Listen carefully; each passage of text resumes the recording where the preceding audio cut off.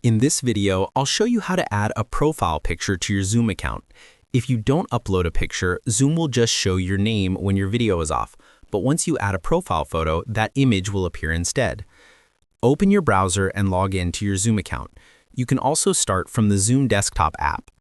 In the app, click the profile icon in the top right corner, go to Settings, then select My Account and choose Edit My Profile. This will open your Zoom profile page in a browser. On the profile page, you'll see the avatar section without a picture. Click the pencil or edit icon, then click Change and choose and upload the photo you want to use. Adjust the framing by dragging the corners until it looks right. Then click Save.